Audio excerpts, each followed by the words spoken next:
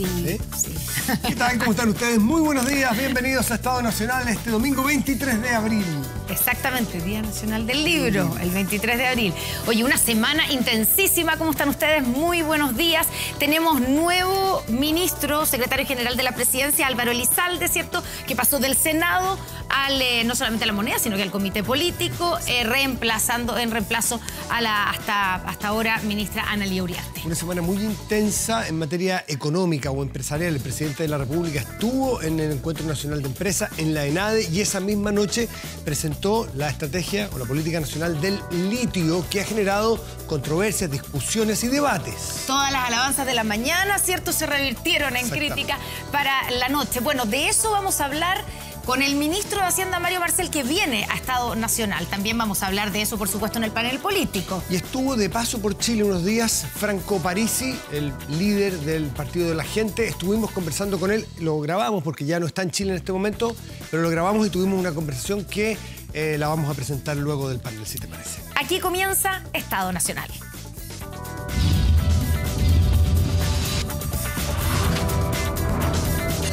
Estado Nacional.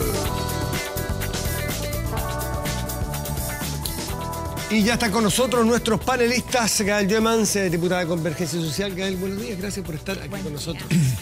Diego Chalper, diputado de Renovación Nacional. Diego, buenos días. Buenos días. Buenos días. Catalina Pérez, de Revolución Democrática. Catalina, buenos días, gracias. Muy buenos días. Aquí también. A todas. Y Guillermo Ramírez, de la UDI. Guillermo, muy buenos días. Buenos días, Matías. Buenos días a todos. El matinal de Chile. Partamos por la llegada de Álvaro Elizalde. Sabemos que las razones son forzosas, porque en la situación de salud de la exministra Ana Lía Uriarte, que mandamos, ella ha estado aquí tantas veces, le mandamos muchos saludos y pronta recuperación a ella. Bueno, pero eso obligó a un cambio, y el cambio también es una señal. ¿A quién nombran? ¿Por qué lo nombran a él? ¿Qué significa la llegada de este... La tercera le llamo hoy día un varón, el último varón socialista.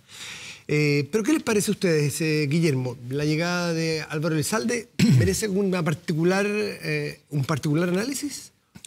¿Hacia él? No, hacia él no.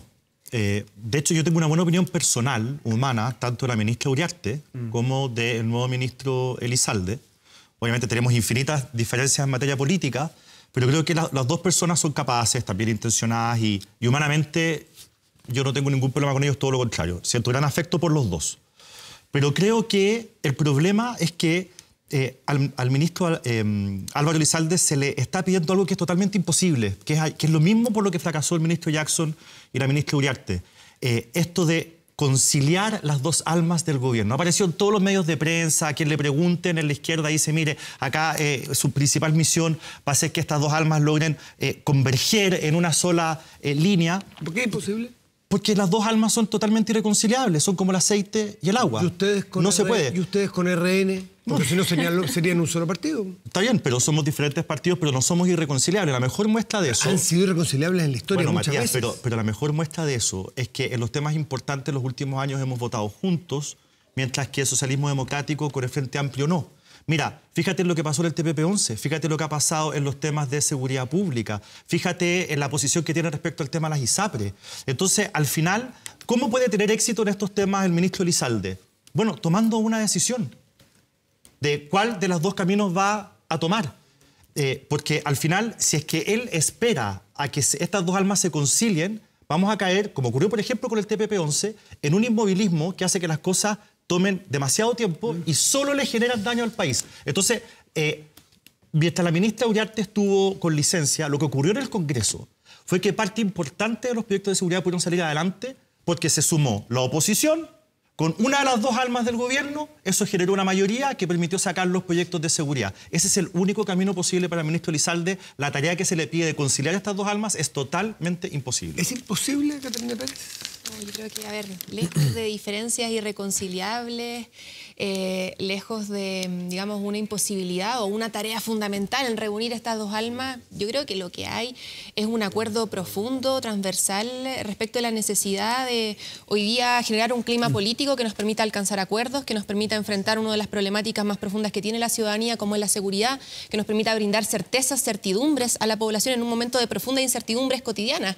Llego o no llego a fin de mes, cómo pago esta enfermedad enfermedad catastrófica, cuánto me va a salir la cuenta de mis servicios básicos, va a subir o no la cuenta de la luz. Lo que necesitamos hoy día es responder a esas urgencias y creo que hay un ánimo transversal en el oficialismo y espero también en la oposición de ponerse a la altura de lo que requiere el debate público. Aquí no tenemos un conflicto al interior del oficialismo, muy por el contrario, hay una unidad férrea en torno a un programa de gobierno que avanza mediante la Estrategia Nacional del Litio, que avanza en solucionar un problema de la ISAPRES que lleva 10 años sin solucionarse y que avanza en entregar certezas a la ciudadanía. Pero avanzar es complejo. Pero lo que dice Guillermo, claro, tienen miradas a lo mejor comunes en muchas cosas, pero llegado el momento de votar en proyectos importantes no han logrado ponerse de acuerdo. De votar en proyectos que no son parte del programa de gobierno, que son algunos proyectos de la oposición, vamos a tener legítimas diferencias y está bien, es parte del diálogo democrático y es parte de la diversidad que conforma nuestra alianza de gobierno. Ahora, detrás del programa de gobierno hay una unidad férrea y eso es lo que nos corresponde a nosotros empujar. Gael, a esta altura invocar el programa de gobierno, si bien hace muy poco está este gobierno, que ha sido un año y un mes está este gobierno en funciones, invocarlo parece para algunos muy forzado, incluso porque de hecho el elenco que hoy día gobierna no es el mismo del 11 de marzo. Y las ideas del programa original también han cambiado y han variado muchísimo en tantas materias, en seguridad, en materias de tratados internacionales. Por lo tanto, ¿es legítimo que la búsqueda sea siempre mirar el programa, mirar el punto de partida, si la realidad que nos presenta el país y las necesidades son otras? Es que el programa nos plantea una hoja de ruta que compartimos toda la alianza de gobierno. Yo creo que acá se ha buscado por parte, y entiendo, son estrategias, por parte de la oposición de buscar las diferencias entre nosotros y acentuar esas diferencias. Pero veamos la reforma tributaria. En la reforma tributaria todo el bloque oficialista votó a favor. Esa es la realidad. No teníamos los votos porque somos minoría en el Congreso, pero ese es otro cuento. Ahora, si vemos también reforma de pensiones, la reforma de pensiones también, con todo lo que se ha ido construyendo, la propuesta que se pone sobre la mesa es una propuesta que representa al bloque oficialista, a toda la alianza de gobierno, a toda la diversidad que forma parte de él. Entonces, en las discusiones importantes tenemos acuerdos importantes. También tenemos que trabajar en temas que no solamente incorporen al oficialismo, y yo creo que ese es el desafío que tiene, de hecho, el ministro.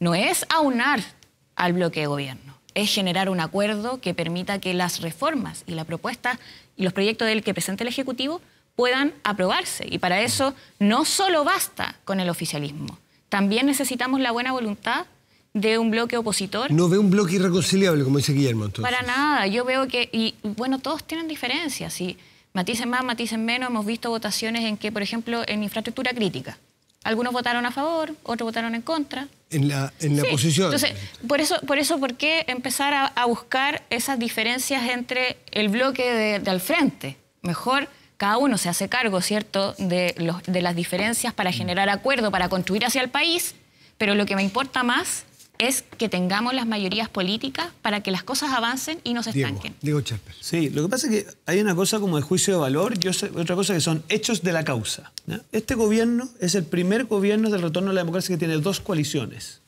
Eso no lo habíamos vivido nunca y además tienen un talento adicional, que es que van en 2 listas en una elección. O sea, yo eso no tengo recuerdo, que un gobierno vaya en 2 listas donde pasa una cosa increíble, que es que uno de los partidos de la coalición de gobierno va en un partido, con un partido de oposición en lista. Entonces, yo pensaba en Álvaro Elizalde y decía, mire, este hombre fue ministro de una coalición que se llama Nueva Mayoría, ¿no?, donde de alguna manera en su minuto había un eje de centro-izquierda y el Partido Comunista que siempre reclamaba que tenía una pata en la calle y otra en el gobierno.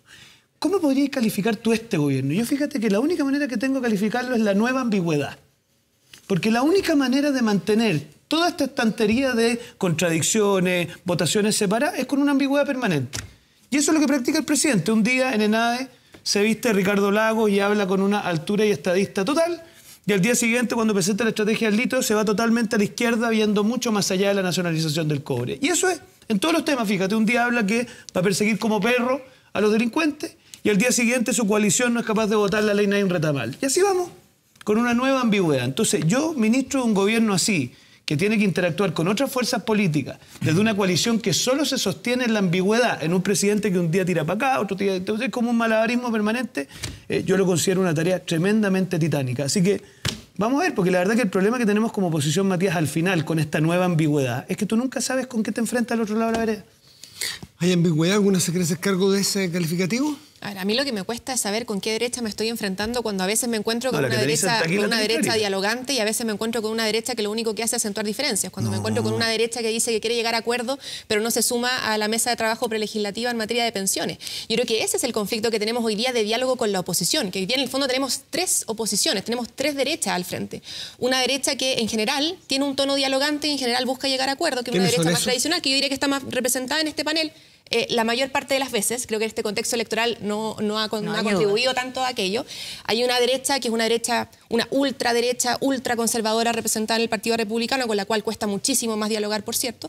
Y hay otra derecha que es una derecha populista, que es la derecha del sector retiro, por ejemplo, que da lo mismo que la economía se nos vaya a pique con tal de avanzar en una demanda que es popular. Entonces, el oficialismo hoy Eso día lo tiene una conocen de cerca complejidad ustedes, a la hora de avanzar en diálogo con cuál de esas derechas. Y yo esperaría que hubiese una derecha democrática, una derecha responsable, que entendiera que la vocación de entregar respuesta a la ciudadanía no es una vocación de oficialismo, es una vocación democrática, porque en la medida en que la democracia no es útil para entregar certeza a la ciudadanía, avanzan los populismos, avanzan los autoritarismos. Matías, Hasta aquí yo había escuchado a Guillermo Ramírez siempre hablar de en contra del sexto retiro y ahora la UDI da libertad de acción en el sexto retiro. Contestarle un minuto, te prometo que por cronómetro. Mira, si lo que le pasa a esa derecha que la Cata califica de dialogante es que se empieza a cabrear un poco, porque lo invitan a una mesa de las reglas de uso de la fuerza, esa derecha plantea objeciones y el proyecto del gobierno no incorpora ninguna de esas objeciones. Te invitan a conversar sobre el royalty, te comprometen que no van a presentar una indicación que se acerca al 50%, presentan una indicación del 50%. Entonces, ¿sabes lo que pasa? No, y en materia tributaria fue un trauma esa mesa. Esto es parte del problema de la nueva ambigüedad. Que en el fondo, en la conversa pero ahí interna no ha dicen habido una cosa, ambigüedad, espérate, no. en la conversa interna dicen una cosa y después cuando tienen que actuar dicen otra. Mire, aquí viene la ministra de Minería a propósito de la estrategia del litio, en una cuestión que estaba todo el mundo mirando qué íbamos a decir y ellos dicen que no se preocupen, que esto es un anuncio preliminar, que se desplomen las bolsas era como para ser parte del inventario, entonces un poquito más de responsabilidad. Si no estamos en Kitsania, pues Matías, si no estamos en el Mampato, aquí estamos gobernando un país, entonces un poquito más de responsabilidad y este doble discurso es parte de esa irresponsabilidad. Yo veo que lo que les cuesta tanto es poder convivir con una derecha al lado que la está pauteando, que es el Partido Republicano. Entonces, frente a las elecciones del 7 de mayo, bueno, y se lo sacan en cara continuamente, y por eso, por ejemplo, la reforma tributaria, diciendo no, es necesario avanzar, pero ¿qué hacen? Votan en contra de la idea de legislar. Y con eso retrasan cuánto tiempo Gael, para poder para que avanzar quede en clara, esa materia, para que quede no se clara. puede. Es que Entonces, termine Gael, por eso yo lo que veo es que en materia de royalty, el ministro ha tenido un trato excepcional con cada uno de los parlamentarios que forman parte de la Comisión de Hacienda del Senado para poder llegar a un acuerdo. Está radicado en Se minería. les planteó, no, ya salió de minería, están haciendo ahora. Porque ya presentó la indicación No, mal. en minería de hecho se llegó a un acuerdo mayoritario. Y así avanzó el proyecto. Llegó a Hacienda y ¿qué pasó? Nuevamente los telefonazos. ¿Los telefonazos de quién? De las empresas que tienen intereses. Entonces así no se puede llegar a acuerdo. ¿Por qué? Porque les pautean la posibilidad de llegar y avanzar en materia de ¿qué? ¿A usted de le que consta el un litio... telefonazo? Usted está haciendo una acusación importante. Yo lo que estoy diciendo es que No hay ni un a mí telefonazo. lo que me asombra es que no tengan la capacidad de poner la disposición por delante de ¿qué? De que en este caso el litio pase a ser protegido por una empresa estatal para que podamos también hacernos cargo de que los recursos que son de los chilenos y chilenas, en este caso el litio, pueda también proteger su inversión, que el desarrollo futuro también Gael, vamos a hablar del litio, porque para no desperdigar la discusión. No, lo que pasa es que, a ver, Guillermo. nosotros somos una derecha dialogante en el sentido de que entendemos que hay cosas sobre las cuales es necesario avanzar y para eso se requieren acuerdos. El mejor ejemplo de lo que va quedando pendiente es el tema de pensiones. Se cotiza poco, hay hartas lagunas, las pensiones son bajas. Yo creo que no hay ni una persona en Chile que no crea que tenemos que llegar a buenos acuerdos, no a cualquier acuerdo. Lo tributario no. Pero no, así como está presentado, por supuesto que no. O sea, si tú me presentas una reforma tributaria que fomente la inversión, que permita que haya más trabajo, que el crecimiento del país se dispare, yo te digo sí, legislemos. Pero todas las veces que ustedes presenten un proyecto de reforma tributaria como el que presentaron, lo vamos a rechazar. Porque le hace un daño gigantesco al país. Entonces, a mí me pasa que, y este es el problema que tienen ustedes, y se los digo con mucho cariño, como ustedes, esta superioridad moral de no entender de que pueden haber personas que piensen distinto, la única razón que a ustedes se les ocurre de por qué uno puede estar en otra posición es porque hay defensa de intereses, porque hay un telefonazo, que es lo que dijo la Gael. Cosa que no Eso, aceptamos, lo que acaba de decir la Gael es la muestra clara de que la Gael no cree que puedan haber personas que piensen distinto con fundamentos que sean sólidos. La única forma en que ella se explica Y lo que sabes uno tenga otra posición... bien, y sabes perfectamente bien que Gael, la Comisión de Hacienda hemos tenido toda la disposición, toda la disposición a acabas de hacer hablar de un avanzar telefonazo, acuerdos. cosa que no ha hacer ocurrido. Que termine, avanzar Guillermo, O sea, por favor. yo no recibo un telefonazo de nadie. Y yo estoy absolutamente... Pero si no estoy hablando de ustedes. No, pero yo esa misma reforma Ustedes se que están poniendo Gael, ese yo esa saco. misma- Bueno, perdón, un momento. Un segundo. ¿A No me quién hago se cargo de refiere? eso. ¿A quién se refiere el telefonazo si no es a ellos? ¿A quién le Yo llegó lo el que, telefonazo? lo que estoy hablando hablaba de los es que senadores. hay incidencia, lamentablemente. Incidencia y telefonazo. Bueno. Puede ser. Es que no se cree, quiero aclarar esto. Pero- Usted tiene. No, acá es una acusación pero totalmente infundada. mira. Es que Inaceptable. siempre lo llevan a eso. Así es, Ahora, Diego. no. Es que tú ahora lo llevas a que esta es una acusación que le estoy haciendo a ustedes No, cuando alguien lo se la está haciendo. que planteé es que lo que me preocupa es que finalmente la pauta, ¿quién la marca? ¿Quién marca la pauta? Cuando uno avanza, ¿cierto? Cuando uno avanza en conversaciones. Acá están diciendo, no, es que tiene una superioridad moral, por ejemplo, para plantear la reforma tributaria. Me están diciendo que el ministro Marcel tiene superioridad moral y que por eso no llega a acuerdo en materia de la reforma tributaria, Así porque es. el ministro Marcel... Diego responde porque Diego estaba hablando. Ya. Pero le hicimos un paréntesis. Guillermo. Guillermo. Estaba acusando que el ministro Marcel, por superioridad moral, no llega a acuerdo en materia de la reforma tributaria. Yo te voy a decir por qué. A nosotros se nos convocó a una reunión de expertos. Cada miembro de la Comisión de Hacienda, yo pertenezco a la Comisión de Hacienda, Gael hoy día es la presidenta de la Comisión de Hacienda, podían enviar un experto a una mesa. Nosotros planteamos por escrito objeciones, cosas que creíamos que había que cambiar. ¿Sabes cuántas de esas se tomaron en la mesa? Ni una sola. Y mucho peor, nuestras expertas, que eran mujeres, se sintieron maltratadas en esa mesa. Nosotros se lo hicimos ver con mucho respeto al ministro Marcel, que para evitar nuevos escenarios de maltrato le pidió a la subsecretaria que de ahí en adelante asistiera a las reuniones. Pero en términos prácticos, no hubo ningún cambio. Y no hubo ningún cambio porque el gobierno, yo no quiero encarnarlo en el ministro Marcel como persona, sino como lo que él representa. El ministro de Hacienda presenta una reforma tributaria que cree que es perfecta, que no requiere cambios. Sí, se y por lo mismo, cambios formales, no hubo ningún cambio de fondo. Entonces eso no puede ser otra cosa que soberbia, superioridad moral, creer que me la hace todo. Y además es bastante absurdo cuando la izquierda tiene mayorías tan febles en la Cámara y en el Senado. Catalina Pérez. Yo creo que se banaliza un poco el debate cuando se plantea todo en clave como moral o en clave... Sí, acá tenemos diferencias de fondo. Tenemos diferencias de fondo en la tributaria respecto de lo que si queremos o no impuesto al patrimonio, por ejemplo, si queremos que los más ricos paguen más. Ustedes no quieren, nosotros sí. Tenemos diferencias respecto de cómo se incentiva, por ejemplo, la inversión en Chile. Vamos a tener diferencias. Y eso no es un conflicto como moral en términos de quién es superior a otro. Es un conflicto político. Pero tenemos si diferencias respecto del royalty. ¿Cuál es la diferencia que tenemos respecto del royalty? ¿Cuál es la diferencia que tenemos respecto del royalty? O sea, hoy día la discusión que está instalada a propósito del royalty es porque el problema es quién tiene el control de la generación de la extracción de un recurso estratégico, no solamente para Chile, sino que para el mundo. ¿El Estado o el privado? Tenemos un sector, ustedes, que legítimamente plantean que el control lo tienen que tener los privados. Y está nuestro sector que plantea que el control lo tiene que tener el Estado. ¿Que ¿Por qué lo tiene que tener el Estado? Bueno, porque es el Estado el encargado de administrar lo público, de administrar los bienes comunes, de cumplir los objetivos tributarios, económicos, productivos del país. En versus el privado, que el objetivo que tiene es garantizar la propia ganancia, legítimamente, pero no generar política pública. Entonces, ante la discusión de quién tiene el control, el Estado o el privado, ustedes creen que el privado, nosotros creemos que el Estado. ¿Por eso somos nosotros superiores moralmente? No sé, eso que lo califique la audiencia, digamos. La discusión es política y es de fondo. Y me pasa que con estas como banalizaciones del debate, de se me trató mal, se me dijo tal cosa, se me dijo esto otro, lo que evitamos es dar la discusión de la tributaria, de pensiones, de seguridad. Oye, vamos a la discusión de fondo, me parece bien interesante, sin perjuicio que...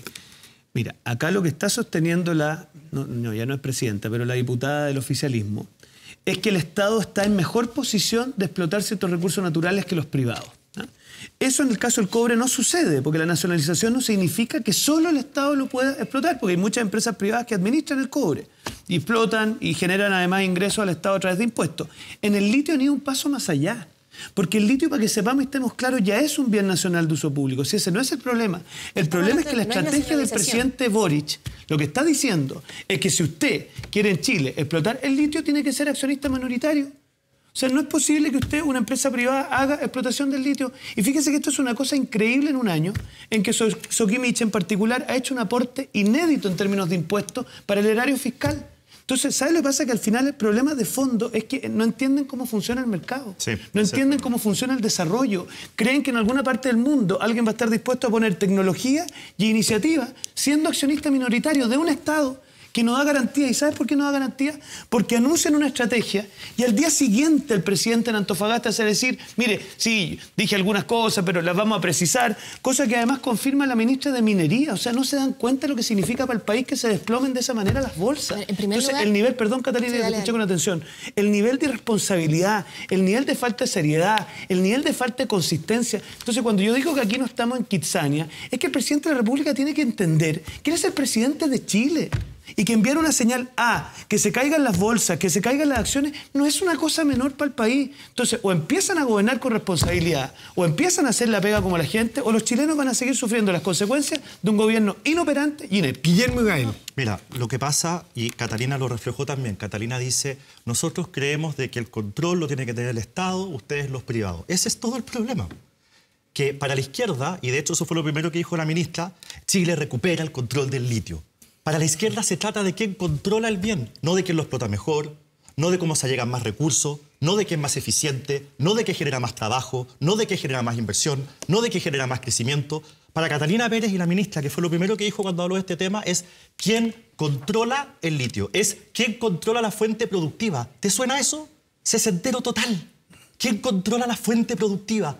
No puede ser más trasnochada la idea. Gael. Tan trasnochada es, tan trasnochada es que en los diarios internacionales esto apareció como la nacionalización del litio. El Financial Times titula que en Chile se nacionalizó el litio. Así de sesentero es lo que piensa este gobierno, que el mundo lo interpreta como una nacionalización del litio. Y para terminar, Boric, perdón que lo diga así, pero el presidente Boric es como el rey Midas inverso.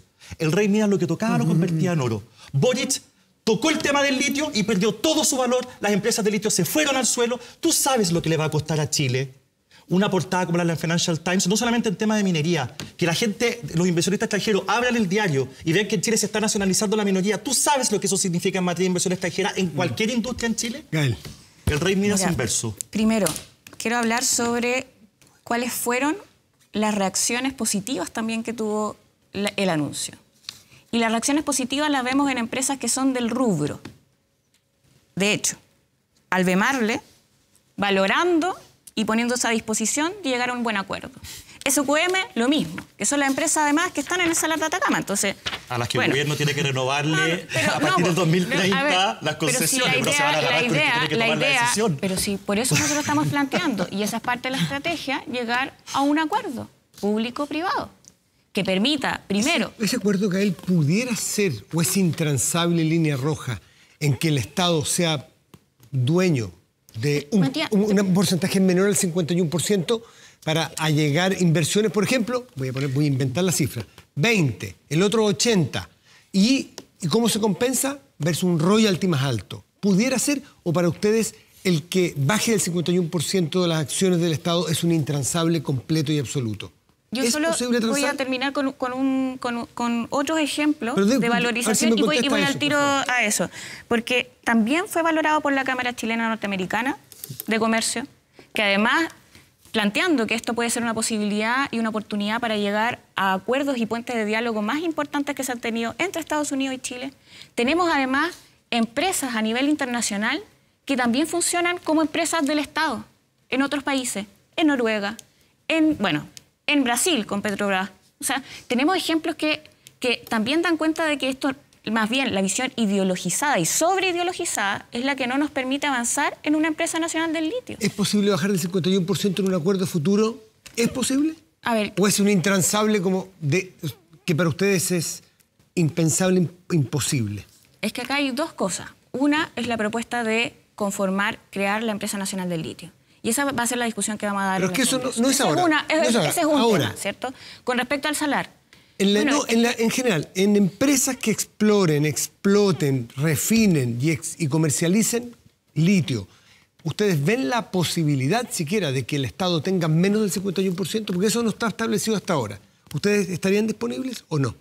Igual no se ha, bueno, primero, no se ha hablado de acá, al menos hasta ahora, y se va a tener que ver en las concesiones, de cuál va a ser el porcentaje que va a tener. Eso va a ser parte de la conversación pero y del el control diálogo es que se va a tener 51% del o privado más. público. Lógicamente que por parte del Estado, yo esperaría que todas y los chilenos defendiéramos eso. Tener la mayor participación posible en el diálogo. La mayor con el posible, privado, pero es posible porque eso menos también del- implica Es que, mayor ganancia, es que mayor es recurso. que en cualquier empresa el control es re importante porque es el control de las decisiones, por ejemplo. Claro. Entonces, los que plantean todos los artículos que hemos leído estos días es que los analistas sostienen que la caída del precio de las acciones internacionales de estas empresas mineras no metálicas, litio, es que estiman que pueden tener que poner inversión y que las decisiones finales las tome otro. Por eso es que ellos plantean que no es que el Estado salga, pero que tenga una porción minoritaria, menos del 51%, para que el que ponga la plata para la inversión tome las decisiones. Por eso la pregunta es re clara. ¿Ustedes están abiertas a que eventualmente el Estado tenga menos del 51% si eso trae las inversiones necesarias o no? Es que yo creo que, perdón, Gael, que no es una contradicción una cosa con la otra. O sea, cuando el presidente de la CPC se pregunta quién quiere invertir en un negocio donde no tiene el control de dónde se invierte la plata, bueno, yo le respondería, todos quienes tienen claro que el negocio del litio es un negocio rentable, no para el país, es un negocio rentable para el mundo. Si Chile tiene el 36% de las reservas de litio del mundo, el 30% de la producción de litio, ¿algún privado me podría decir que este no es un negocio rentable? O sea, el Estado lo que está haciendo es una invitación al sector privado a sumarse al negocio donde el Estado controla y controla de diversas maneras, Matías. Y ahí respondo a tu pregunta. Responde, porque si esta Controla invitación no es yo invito a alguien a mi casa y no va, yo tengo que cambiar la invitación, eventualmente, porque a lo mejor Eso van a parte hacer fila y de van a llegar la- todos. la ¿Tú crees, negociación Matías, que tú se crees, va a dar? Matías, que no van a llegar inversionistas? No sé, Ya, es que mi pregunta esa es una interesante pregunta. No tengo cómo saberlo. Porque Es que, nosotros Catalina, mi tenemos pregunta dos- es, si no llegan los que quieres que lleguen, ¿están dispuestos a cambiar eso Abramos o la eso es un conversación. principio? No, abramos la conversación. Hoy día lo que nosotros estamos haciendo es viendo. De aquí al 2030 se acaba el contrato de SQM. Nosotros tenemos la alternativa de decir, bueno, de aquí al 2030 abrimos una licitación para todo el mundo, vemos qué oferentes llegan, establecemos nosotros las condiciones, cambiamos esas condiciones si es que no llegan oferentes suficientes, perfecto. Nosotros estamos diciendo, antes de eso, antes del 2030, que es donde se acaba el contrato de SQM, conversemos con la misma SQM que hoy día está extrayendo para ver si es que voluntariamente ellos y nosotros llegamos a De un eso se acuerdo trata. respecto de cambio de condiciones, sin tocar los contratos vigentes. O sea, que hay Sí, está se está clarísimo. ofreciendo una estabilidad económica a todas las empresas, al Bemarle, a SQM, a la empresa china que está vinculada a SQM también.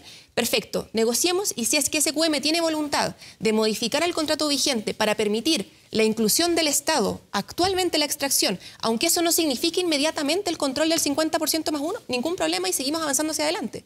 Si es que no, la alternativa que tiene el Estado es de aquí al 2030 abrir la licitación con nuevos oferentes donde SQM y cualquier otra empresa puede participar. Que todo es Ese más es el escenario que engorroso, estamos todo tomando. es más lento, todo es menos No es engorroso, eficiente, es clarísimo. todo allega menos recursos Es para el clarísimo. Estado, ¿Pero por como qué? quedó demostrado este año entre el ¿Por litio qué? y Codelco. ¿Sabes cuántas son las ganancias de SQM, y se nos va a Guillermo? pasar y se nos va a pasar el boom del litio por razones ideológicas, tal como perdimos Guillermo, valioso tiempo en su materia de gobierno TP11. no Una fue pregunta, capaz de empujar esta una estrategia. pregunta. SQM, ¿Por qué los es últimos- estratégico el discúlpame, litio? Guillermo, Porque usted usa mucho ese SQM. argumento. De uno, hablemos de uno. SQM, los últimos 12 meses, tuvo 770% más ingresos por concepto de litio. Exacto. Tuvo unas ganancias totales por sobre 500% gracias al litio. Exacto. ¿Cómo Si el no va Estado a ser estuviera ahí, posible? si el ¿Cómo Estado no nos estuviera ahí, vamos serían a mucho poner- menores las ¿Cómo va a ganancias. ser mucho menores las Pero mira ganancias? Codelco. Pero mira Codelco. Sí, efectivamente Es mucho las más ganancias- ineficiente que cualquier efectivamente, empresa privada de cobre. Efectivamente, Guillermo, las ganancias para SQM probablemente hubiesen sido menores, porque las ganancias para los chilenos y chilenas hubiesen sido mucho las ganancias, mayores. eso es retórica. La pregunta Las ganancias es, totales- ¿quién Yo le queremos- de uno, la Catalina, pregunta es, a ver, ¿quién queremos que se háganse lleve los pregunta y recursos? respondan, ¿El porque- privado o el Estado? yo quisiera poder aportar. ¿Quieres que lo sea el privado? Yo quiero que lo sea el Estado porque el Estado distribuye Yo no quiero esa que riqueza sea, entre yo no todos quiero los que sea el chilenos y chilenas. privado. Lo que tú puedes recaudar más para el Estado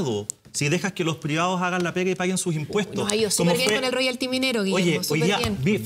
fíjate los 5.000 millones de dólares por el litio que dio Soquimich al fisco chileno, no a sus inversionistas. Y eso Codelco es incapaz de Oye, va a hacerlo estar- porque es ineficiente. Pero mira, Y una cosa, acá hay un sentido de urgencia que ustedes no han visto. Porque el boom del litio Sí se nos está está. pasando. No. Y Yo eso sí lo quiero sí que aclarar no. al Y tiro. ustedes de Quiero verdad van a ser aclarar al responsables tiro. de habernos No, barriado. no. Y Gael, Es que yo no. he preguntado 3 veces y no me han sabido responder. ¿Por qué? Porque esta es parte central de su argumento. El litio, la frase, el litio es un recurso estratégico. Yo quiero saber por qué es un recurso estratégico. que sería lo que justificaría el tema social. Eche la pregunta. ¿Hay alguno de ustedes que quiera hacerse cargo? La pregunta mejor era la tuya, que todavía sigue sin respuesta y está sonando Claro, el pito gracias, del córner. Y la pregunta del pito del córner. ¿Estarían dispuestos a que haya una situación en la cual el Estado sea accionista minoritario, sí o no? Diego, eso es parte de la negociación que estamos teniendo hoy día con ese Dice que sí, dice que sí porque dice que es negociable.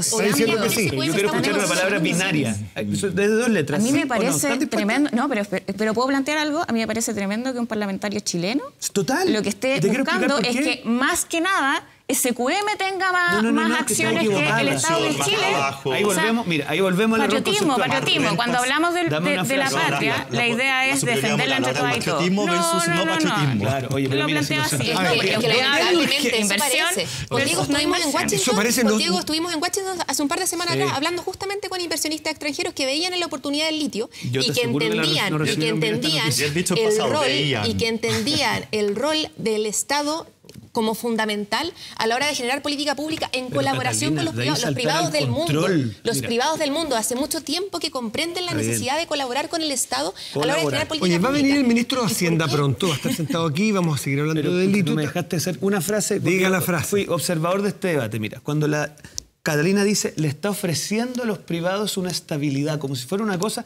Mira, acá lo central, Matías, es qué estrategia le arroga más ingresos al fisco para que tengamos un gasto público mejor para la gente. Exacto. Lo que cree la izquierda es que eso se logra por la vía de empresas estatales ineficientes con propiedad. No, Lo que- empresas estatales.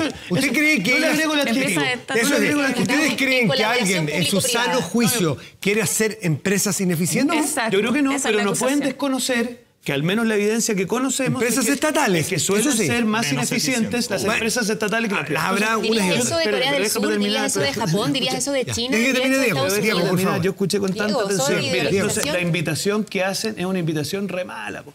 Porque te invitan a ser accionista minoritario, a ponerte con el capital inicial, a poner la tecnología, pero nunca tener capacidad de control de la empresa para tomar las decisiones. Y te Bueno, lo las presentan empresas como del un- rubro valoraron y te bien lo el anuncio, presentan- así y que te- con eso nos quedamos las para que el empresas país del avance. rubro que tienen que Sí, las negociar. empresas del Oye, rubro ya, valoraron ya, bien el Matías, anuncio. Están hechos todos los puntos. Si vamos a cambiar de falta el tema. último, porque tú comprenderás que aquí presentan como gran cosa el que van a tener que negociar con el Estado. Yo no conozco a nadie que negocie en igualdad de condiciones con el Estado. Ya, vamos a cambiar un poco de tema porque hay más temas. Si viene el ministro de Hacienda, pero creo que están hechos los puntos, las diferencias, los debates, los matices. Quedó pendiente la respuesta de por qué siempre que yo escucho a Guillermo Ramírez es contra el primer retiro, segundo retiro, tercero, cuarto. Y ahora la UDI entra en la posibilidad de matizar libertad de acción a sus diputados.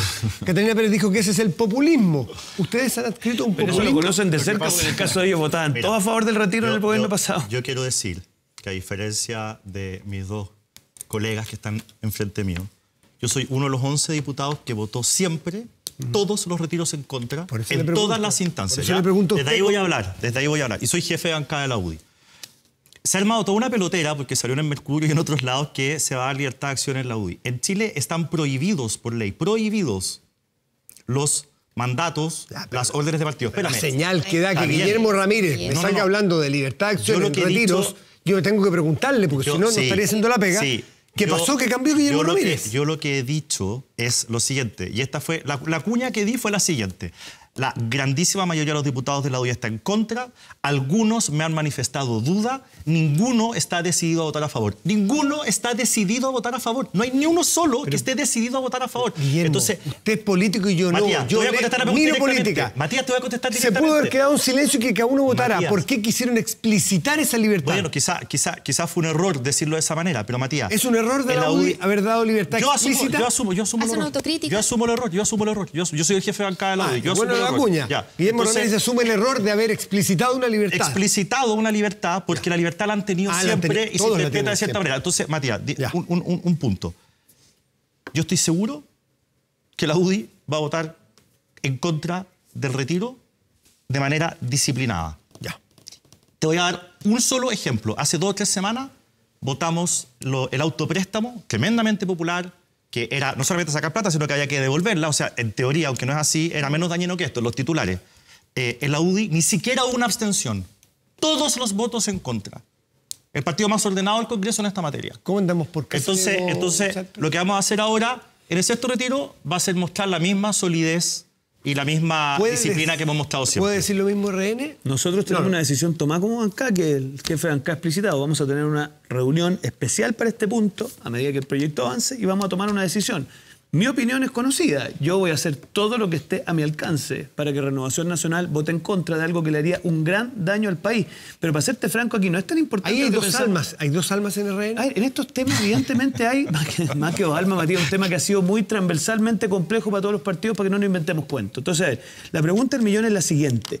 ¿Qué va a hacer el gobierno del presidente Boric de aquí a esa votación para generar una estrategia potente en favor de los eventuales beneficiarios de esa mala política pública para que la situación cambie? Y hasta acá yo no le conozco plan de acción al ministro Marcel en esta materia. Y por lo tanto, ya que va a estar en este canal, pregúntenle por favor si es posible, ministro, ¿qué va a hacer usted para que no haya la tentación de recurrir a los fondos de pensiones ante el drama social? Y esa es la respuesta que tiene que dar el gobierno. Pero el gobierno, en su juicio, ¿ha dado alguna señal equívoca respecto de si estar a favor o en contra? No cumplió la palabra empeñada. No, si los equívocos son su coalición, que votan a la pinta del día. Pero mira, el punto es el siguiente.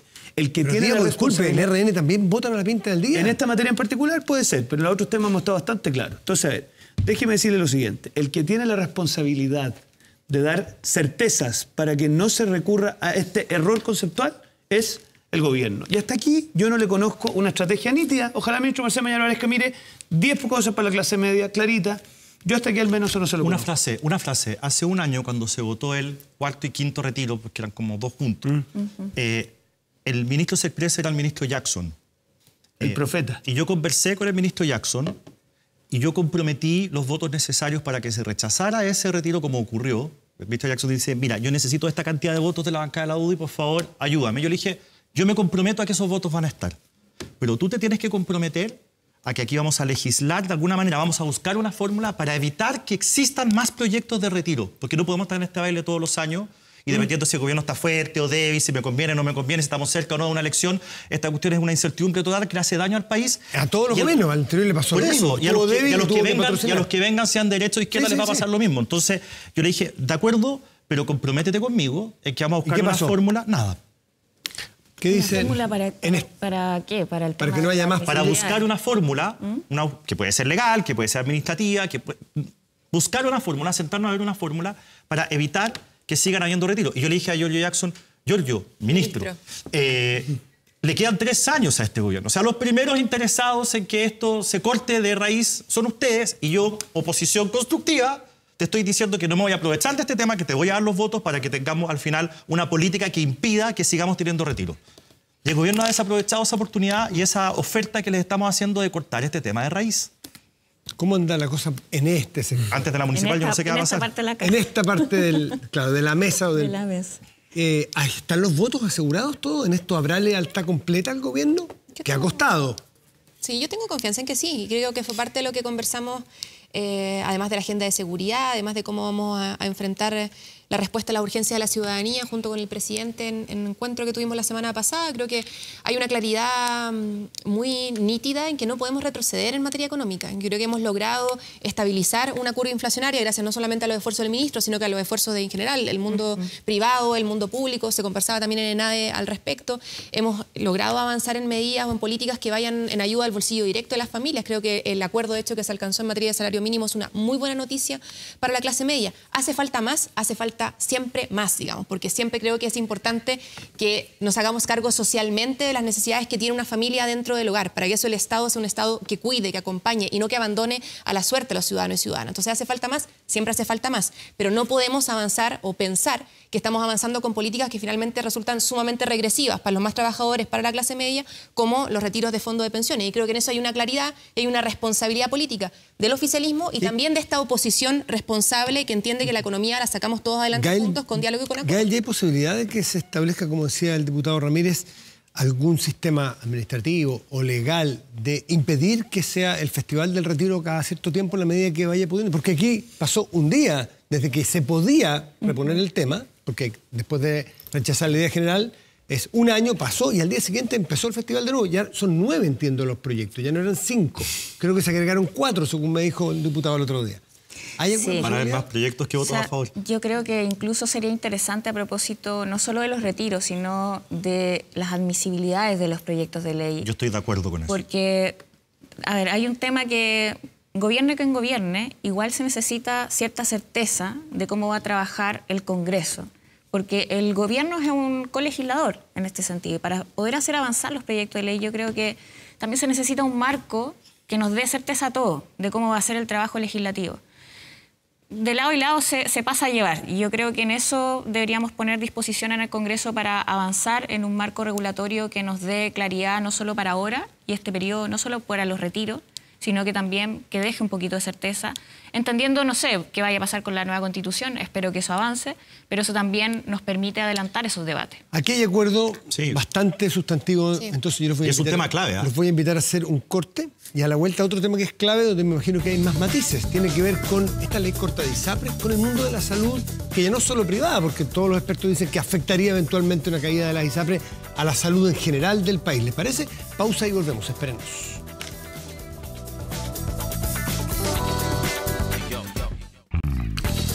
De vuelta aquí en Estado Nacional, dejemos planteado el tema de la salud.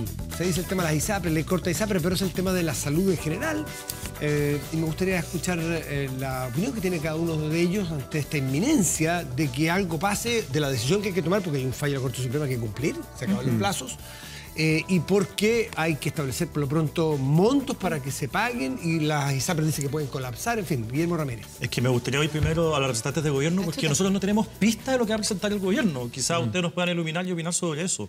Caterina Pérez. No sé, perdona, Matías, yo sé que tú diriges el programa, pero es razonable. Yo Pueden también cambiar de lugar.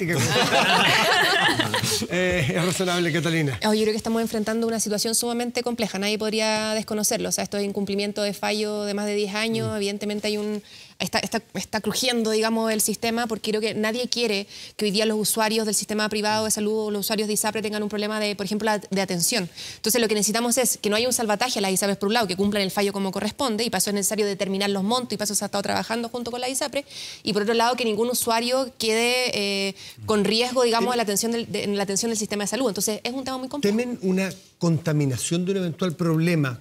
Es que no es contaminación la palabra, se me va la palabra en este momento, pero que el problema que está circunscrito por el fallo al sector privado, que pueda afectar al sector público. Una irradiación. ¿Cómo? Una irradiación. Una irradiación, porque es término médico además. Es que creo que por lo mismo ¿Temen que puede pasar eso? Yo creo que es importante que la ley corta que se ingrese considere como, por un lado, el cumplimiento del fallo en términos de dar garantía de acceso a todos los usuarios del sistema, que el sistema no va a colapsar, digamos, por un lado, y por otro, fortalecimiento del sistema público. O sea, yo creo que hoy día no podemos claudicar en los esfuerzos de fortalecimiento del sistema público de salud, donde el énfasis de terminar con las listas de espera, de fortalecer la salud primaria inicial, de fortalecer el sistema de FONASA tiene que estar presente. O sea, no recordemos que antes de esta crisis ya teníamos un 85% de la población atendiéndose en FONASA. Después de esta crisis de la ISAPRES tuvimos una migración importante y eso implica que tenemos que fortalecer el acceso de todos los chilenos y chilenas al sistema público de salud sin que colapsen. Ojo, yo no estoy planteando aquí que colapsen, por ejemplo, las clínicas. Las clínicas y hoy día los prestadores privados cumplen un rol importantísimo también en la provisión del derecho a salud. Hay que convivir con los dos. Hay que lograr convivir con ambos espacios, garantizando y poniendo en el centro a los usuarios. Nadie se puede quedar sin atención de salud a propósito de la crisis provocada, ojo, provocada por las ISAPRE, que hoy ya estamos buscando Pero no salvataje a solucionar. las ISAPRE, de eso. No, yo creo que eso es el límite. Eso es el límite. A ver, estamos a 38 días del plazo fatal que dio la Corte Suprema para cumplir el fallo, o para ver cómo se va a cumplir el fallo. Esto significa que si no ocurriera nada en 38 días, tendríamos el anuncio del 31 de mayo de la quiebra del sistema completo de ISAPRE, que atiende a más de 3 millones de chilenos, y eso arrastraría a las clínicas, que también quebrarían, que atiende a la mitad de los chilenos. El sistema privado atiende, a veces de manera permanente y otras veces de manera no permanente, a la mitad de los chilenos. Este escenario porque es... el sector privado, FONASA le compra servicios al sector privado. Exacto. Así es. Entonces, una cosa así sería una catástrofe de dimensiones galácticas, o sea, el Transantiago, la polémica de los indultos, o sea, todo eso sería una cosa de este tamaño al lado de lo que significaría que se produjera esto. Se ha dicho que hay una cifra que nadie sabe de dónde salió, 1.400 millones de deuda de la ISAPRE, cifra que todo el mundo sabe que es ridícula porque equivale a más de lo que han ganado la ISAPRE durante todo el sistema por los últimos 20 años. Entonces, es imposible... Ellos dicen que equivale a 100 años de utilidad de las ISAPRE. Bueno, 100 años lo que dice la ISAPRE. Es imposible, bueno, esos números son fáciles de contrastar, pero yo no sé si son 100 años, pero está bien, es lo que dice la ISAPRE. Ellos. Sí, pero acá lo relevante es lo siguiente. Se tiene que llegar primero a un número que sea realista, en el sentido de que sea efectivamente el perjuicio que hay que pagar. Yo estoy seguro que no pueden ser 1.400 millones de dólares porque si no significaría que las ISAPRES nunca fueron un negocio rentable. Entonces, ¿Quién es encargado de poner ese número? bueno, la superintendencia, asumo, y ahí han tenido diferencia entre el superintendente y el ministro. No quiero andar en eso por el tema de las dos almas, pero hay un problema ahí. Que el técnico es político y la política es técnica. Bueno, una buena definición. En fin, entonces tenemos el tema de la cifra y tenemos el tema de qué es lo que van a presentar. Lo que nosotros sabemos, y que probablemente aquí adelante nos desmientan, es que dentro del gobierno había un debate demasiado fuerte respecto de cuánto, lo voy a poner en estos términos, castigar a las ISAPRES con este proyecto. Y yo soy de la idea de que las ISAPRES tienen que pagar lo que tienen que pagar. O sea, el perjuicio que han causado 100.400 lo tienen que pagar. ¿Quebran? Bueno, no, porque no son 1.400. Es como lo pagan es imposible que sean 1.400. Es que simplemente no tiene ninguna lógica ese número. Y nadie sabe de dónde salió. Y nadie se lo adjudica, además. Nadie dice, yo creo que son 1.400. Nadie. Bueno, el punto es que yo creo que este proyecto, tengo la impresión, por razones obvias, que va a ser presentado después del 7 de mayo, pero el gobierno tiene que entender una cosa. Pasamos el dato. Tenemos tan poco plazo que mandar un proyecto con el tejo pasado es jugar con fuego. Sí. Yo creo que tenéis que mandar algo que sea realista. Sí, y hay otra. Bueno, a ver, primero que todo, tengamos claro que solo un sistema integrado entre público y privado es capaz de hacerse cargo del problema de la salud en Chile. Eso es una cuestión fundamental. ¿Y por qué lo digo? Porque ha trascendido que el jefe del segundo piso, Miguel Crispi, estaría tratando de influir y él me da a mí la impresión que es de los que cree que hay que tener no sé si un trato especial o preponderante al mundo público, ¿está bien? Pero que no traslade sus visiones ideológicas a una cuestión que es práctica y que tiene que ver con cómo nos hacemos cargo de que los pacientes en Chile reciban una atención digna. ¿Le consta que Miguel Crispi es de público conocimiento, irrumpió en una reunión, lo reconoció y por lo tanto... Pero usted se está asentando en los pensamientos o en la forma de actuar de Miguel Crispi cuando formaba parte de la Comisión de Salud de la Cámara de Diputados o ahora. Sí, efectivamente tenemos una posibilidad de que haya evolucionado. Evolucionado como muchos temas han evolucionado. Lo que pasa es que la palabra evolución también yo la podría calificar con choque con la realidad. Pero está bien, póngale usted evolución. Pero el punto es el siguiente. Yo no tengo tan claro que lo que ha dicho aquí Catalina Pérez sea tan así, que hay algunos en el gobierno que vean en esto una oportunidad de la caída de las ISAPRES. Yo no lo creo. Yo he visto algunas actitudes en esa dirección. Entonces, yo lo que espero es que aquí el organismo técnico, que es la Superintendencia de Salud, hoy día comandada por una persona que hace más política que técnica, entienda que acá la caída del sistema de ISAPRES es una tragedia que afecta especialmente a los pacientes y que no hay espacio para anteojería ideológica en esta materia. Sí, no. Mira, yo en realidad creo que lo más importante es que se vele por los usuarios, que la ISAPRES no terminen, ¿cierto?, sacando acá un provecho que me parece que es inaceptable, porque finalmente no están pagando una deuda que es responsabilidad de ellos. Entonces, en ese sentido, si mantenemos esos principios, claro que podemos llegar a un acuerdo en esta materia, en la ley corta, y hacerla avanzar rápidamente. Yo no veo que tengamos acá que dar una discusión ideológica al respecto, es simplemente resolver un tema, sobre todo teniendo en orientación al menos esas dos patitas, que me parecen fundamentales. Gael, Catalina, Diego, Guillermo, a los cuatro les agradezco mucho haber estado esta mañana aquí en debates álgidos, interesantes, tensos de temas que están marcando la pauta. Muchas gracias a los cuatro. Gracias a ustedes. Hacemos una pausa. A la vuelta estará con nosotros el líder, bueno, candidato, el ex candidato presidencial Franco Parisi. Y más adelante el ministro de Hacienda, Mario Marcel. Vamos a la vuelta. Faltan 13 minutos para el mediodía. Estamos de vuelta aquí en Estado Nacional en esta mañana de domingo y tenemos a un entrevistado que pasó por nuestro país. Sí, Franco Parisi estuvo un par de días en Chile, nos quedamos aquí, conversamos, grabamos esta conversación que fue el jueves para tener clara en el calendario y esta es la conversación que le presentamos a ustedes. Estamos con Franco Parisi. No sé, presidente, ideólogo, líder natural del Partido de la Gente. Franco, muy buenas tardes, ¿cómo estás? Muy bien, usted, doña Connie. Ex candidato presidencial. Ex candidato presidencial. Por supuesto. ¿Tienes calidad de que presidente del Partido de la Gente? No, soy un miembro que tuvo un rol importante y que tiene bastante afinidad con varios de los candidatos que están ahora para la elección del 7 de mayo. ¿Para eso vino a Chile? ¿Por qué está en el país? ¿Para apoyar la candidatura y la campaña de los candidatos a consejeros constitucionales? Exactamente. Estoy muy preocupado, doña Connie. ¿De qué está preocupado? Que esta elección es muy importante y no se le está tomando el peso por cansancio de la gente, porque no se hicieron bien las cosas y por lo tanto hay que ser chileno en todos los momentos y es un momento de chilenidad en tratar de hacer una muy buena elección para no seguir equivocándonos en este proceso y que finalmente dejemos este asunto de la nueva Constitución en stand-by o en el pasado, pero no continuamente saliendo a las flotes. ¿Y cuáles son sus expectativas para el 7 de mayo?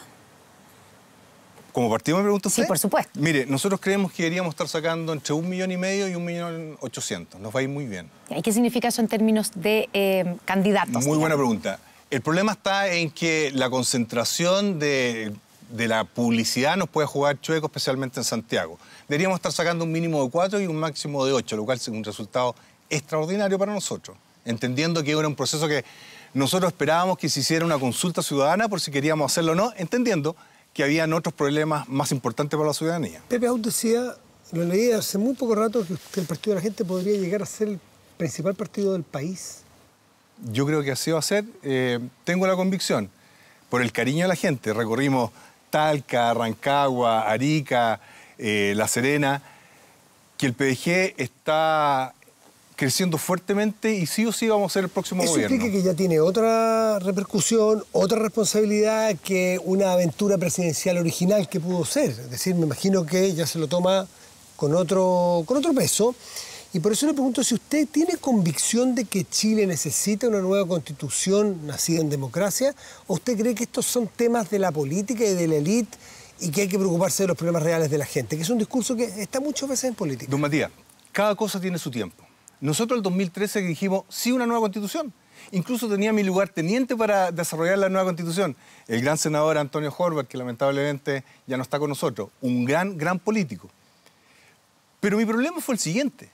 La ciudadanía dijo fuerte y claro, no al mamarracho de constitución, disculpe la palabra, que nos ofrecieron recientemente y aportado por una fuerte propaganda por parte del presidente Boric.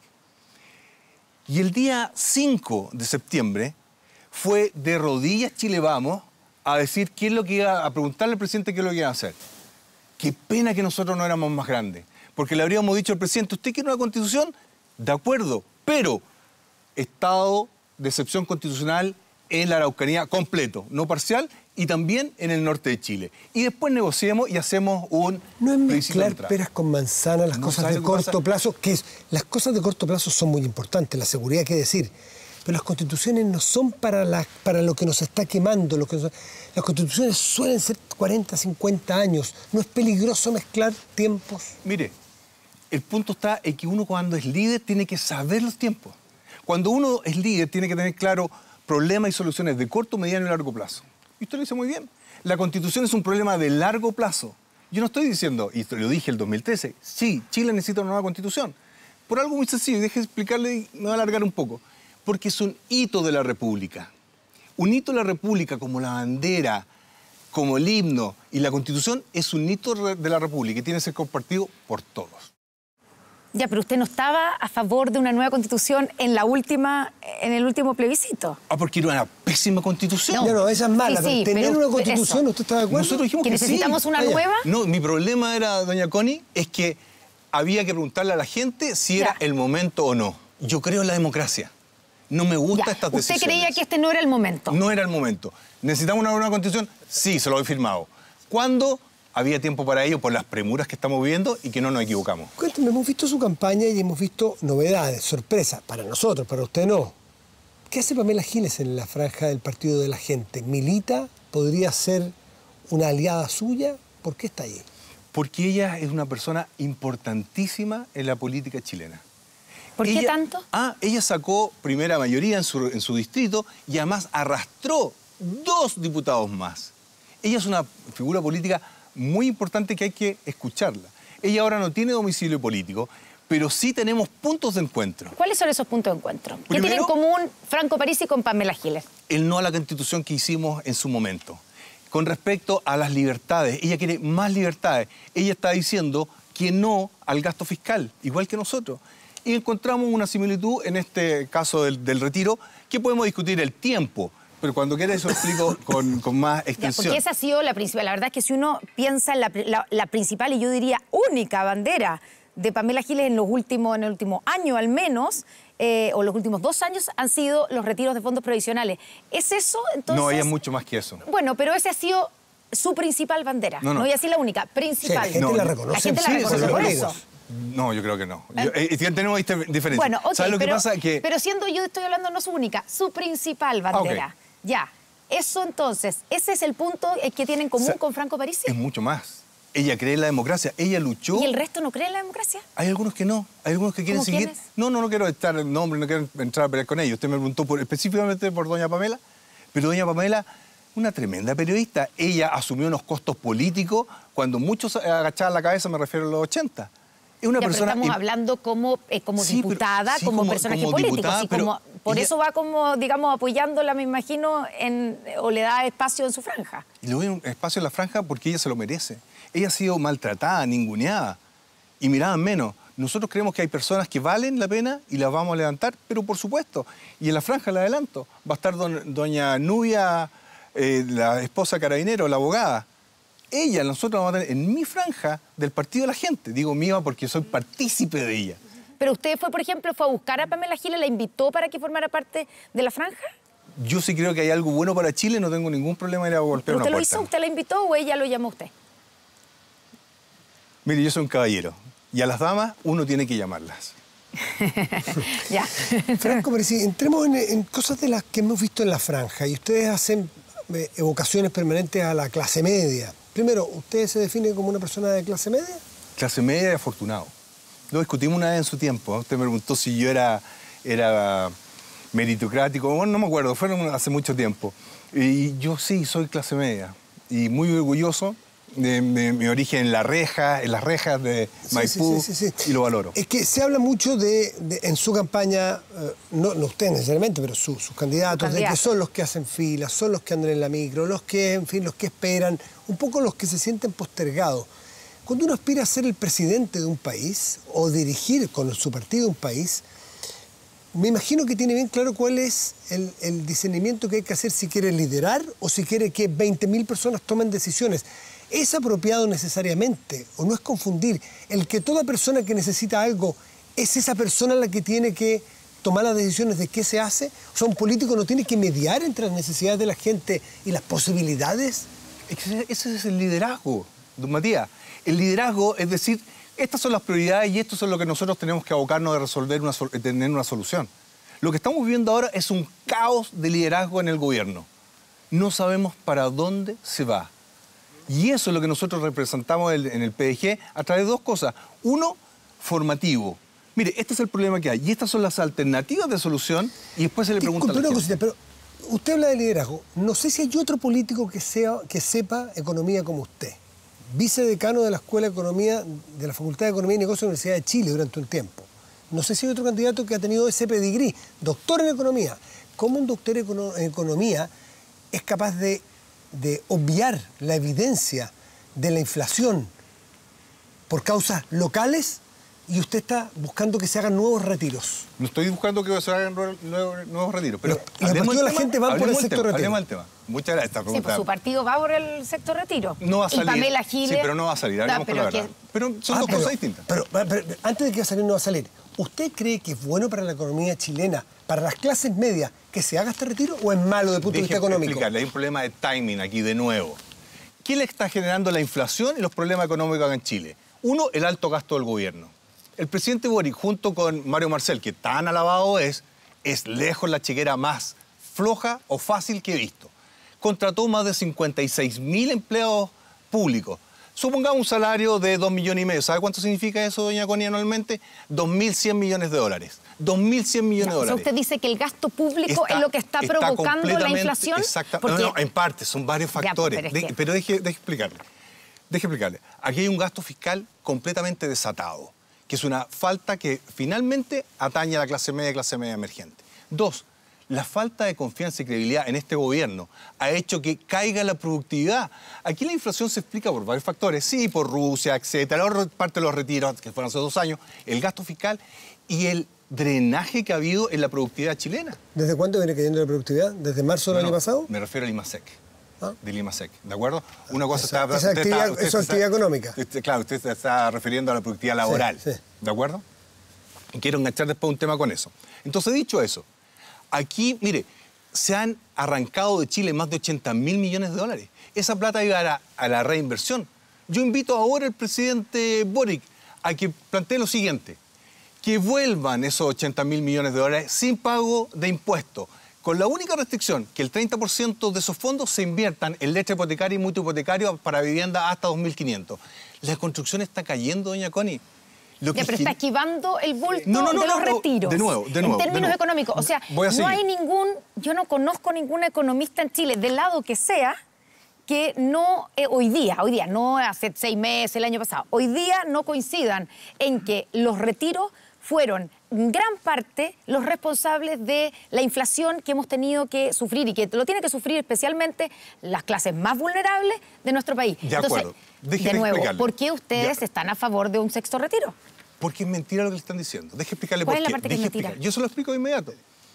¿De dónde salió el sistema? Voy a ser latero, voy a ser profe. ¿De dónde salió el sistema de pensiones en Chile? Sale de la combinación del Social Security de Estados Unidos y el K-41. Todo lo que hemos trabajado y vivido en Estados Unidos tenemos K-41. Yo tengo K-41. En el K-41 es una cuenta individual de capitalización. ¿Y qué ocurre con esa plata? Que usted, si la necesita, puede retirar hasta un 10% pagando impuestos. Pero también hay un distinto de ítems de retiro sin pagar impuestos siempre que sea justificado. Ese es el K-41. Y vamos a un problema de esencia. ¿Y quién dijo necesariamente que el K-41 puede ser mejor que otro sistema? ¿Es el que aspira usted a cambiar el sistema de pensiones? El sistema de pensiones que tenemos hoy día no es K-41 ni 42. Es un sistema de pensiones Parece que no me entendió. El que tenemos acá es una combinación de ambos. Y por lo tanto... El de aquí es un sistema que existe, que tiene sus normas, que los conocemos y que tiene sus resultados conocidos. El que retirar 50.000 millones de dólares el último año provocó una inflación de 2 dígitos. Pero seguir haciendo lo mismo. ¿No va a aumentar la inflación? Completamente de acuerdo, pero también durante ese periodo el presidente Piñera aumentó en más de 40.000 millones el gasto fiscal. Aquí hay una combinación de factores. Pero vamos a la esencia. Yo creo en la libertad. Si usted me dice, esa plata es suya, pero la puede tocar bajo ciertas condiciones, ahí entramos con el problema. Estamos gobernando... Pero no existe otra forma de un ahorro previsional que no sea forzoso. Los ahorros son pero mira, qué bueno única. que me está diciendo ahora. Entonces, ¿usted estaría en contraria al 6% del gobierno? No le estoy diciendo, estoy diciendo que no existe otro sistema en el mundo donde se ahorre para el futuro que no tenga que ser obligatorio. Entonces el 6%... Porque la gente evidentemente necesita la plata hoy día, no va a pensar que en el futuro la va a necesitar. Todos preferimos gastar hoy y no mañana. Sí, depende de la tasa de interés y los incentivos. Pero dicho eso, el 6% lo que quiere hacer es decirle, usted va a tener una tasa nominal de plata que va a gastar ahora el gobierno. ¿Eso no me va a generar inflación? Me va a generar inflación. Lo que yo estoy diciendo es, tenemos que tomar, la primera medida es bajar el gasto fiscal.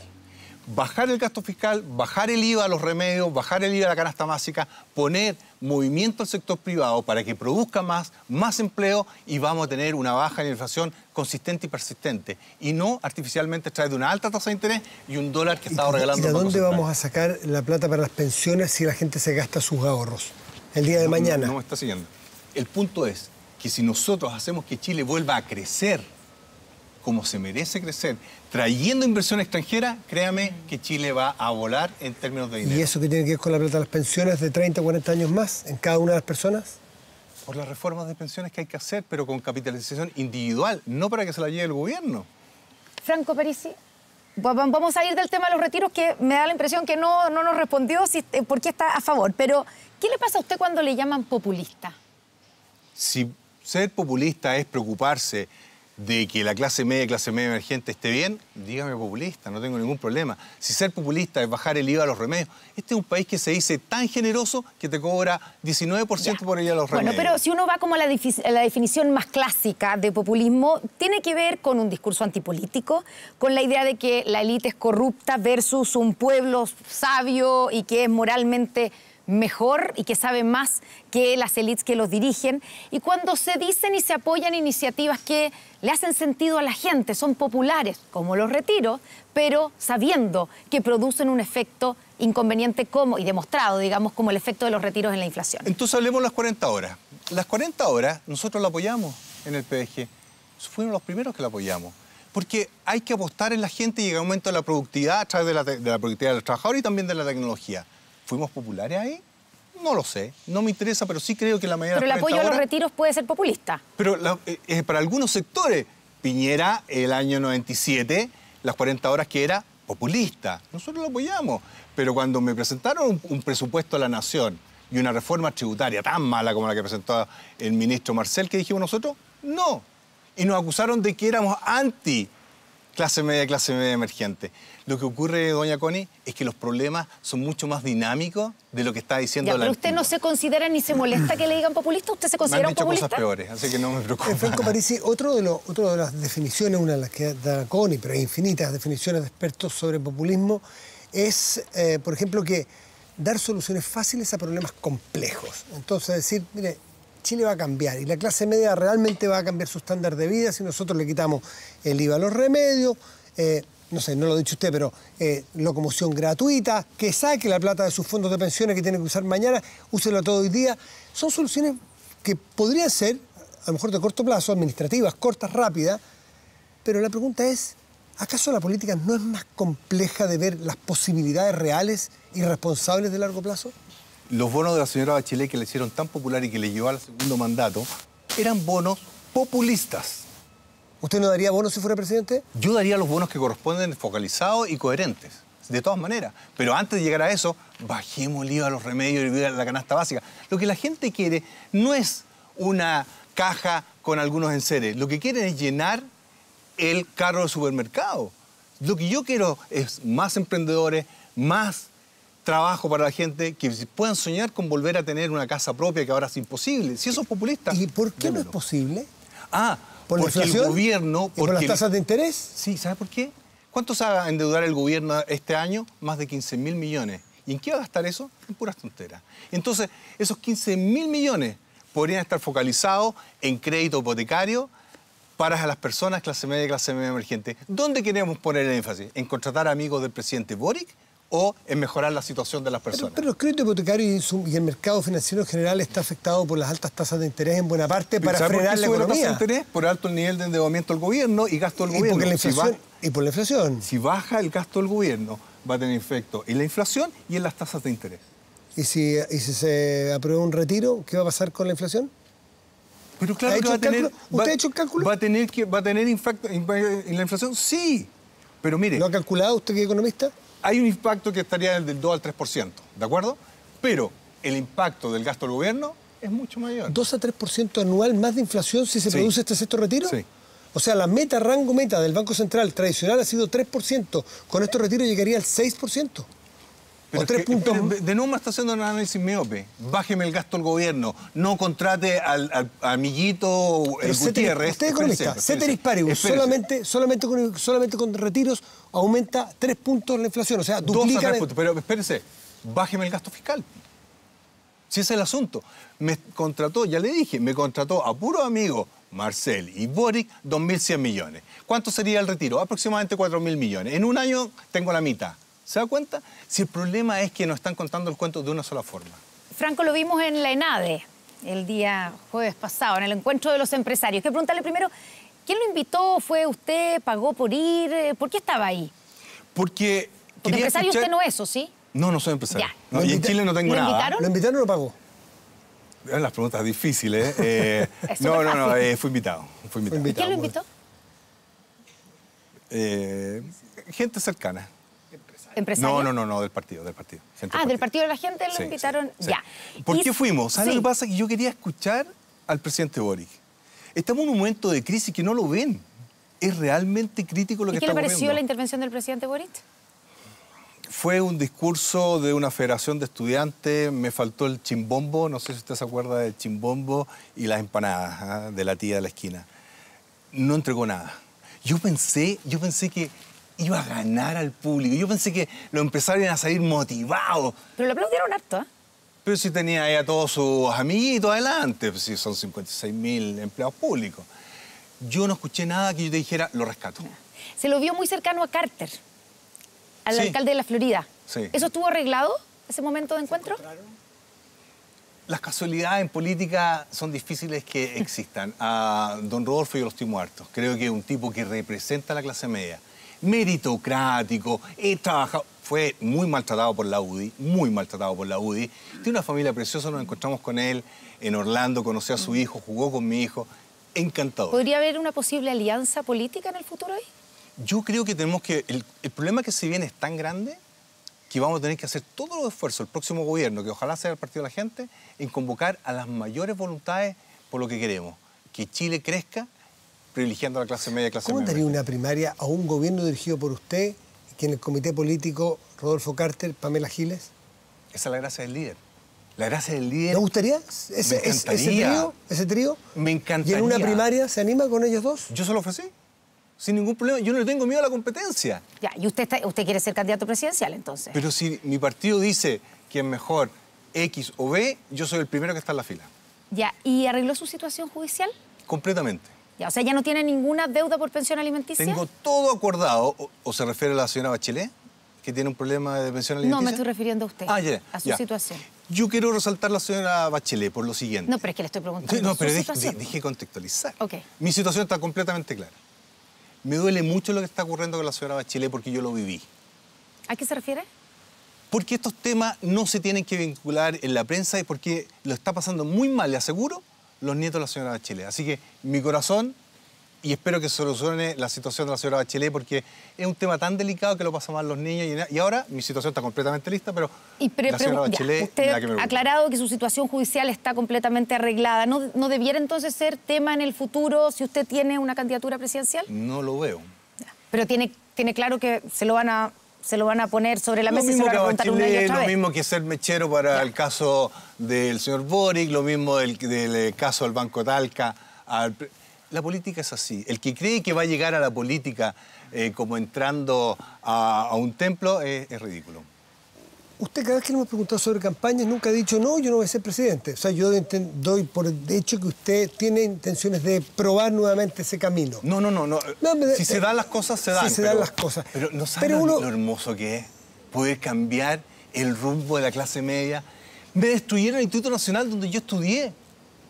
Y no se atreve este gobierno ni el anterior a decir que tirar una molotov es un acto de terrorismo. Franco, yo iba para otro lado. Cuando uno quiere pavimentar un camino a la presidencia que es legítimo para cualquier persona, empieza a hacer muchas cosas tendientes a. Y una de ellas es las relaciones internacionales. Me soplaron, usted me dirá si mis fuentes fallan o no, me soplaron que nosotros estamos grabando hoy día jueves. Estamos emitiendo el domingo porque el viernes usted no puede, después se va fuera de Chile. O sea, ahora en este momento domingo usted está fuera de Chile. Pero que usted el viernes viajaba a hacer una conexión internacional con un precandidato presidencial de otro país. ¿Estoy en lo correcto o me equivoqué? ¿Me soplaron mal? No, es efectivo. ¿Y va a Buenos Aires a eso? En parte, pero también por ¿Se va a juntar con Milei? No puedo confirmar ni rebatir eso. Nosotros, ¿sabes lo que pasa? Que ¿Se identifica con Milei? como todas las personas, tienen cosas buenas y cosas malas. Hay extremismos que no estoy de acuerdo, pero fundamentos que sí estoy de acuerdo. Pero déjeme decirle algo. ¿Le gustaría ser el Milei chileno? No. Yo tengo mi personalidad, estoy muy contento con lo que soy. ¿Qué es lo que no le gusta de Milei? Que es un personaje súper popular en Chile, que mucha gente lo ve. No, yo creo que yo soy una persona mucho más tranquila en mis argumentos y la histrionidad, yo creo que no va con la cultura chilena, pero lo respeto. Pero déjeme decirle, ¿cómo surgen estas cosas? El 13% que logramos en la presidencial causó un impacto no menor en el concierto político internacional de cómo hacer campaña. Y he tenido que destinar harto tiempo a asesorar y apoyar a distintas campañas políticas.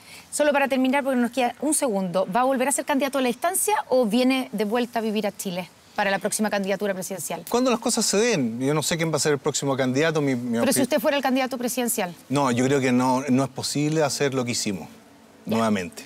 Franco Parisi, muchas gracias por estar con nosotros aquí en Estado Nacional. Me sentí muy cómodo, se lo agradezco de verdad, de corazón. Muchas gracias. Eso se trata, que esté muy bien. Gracias.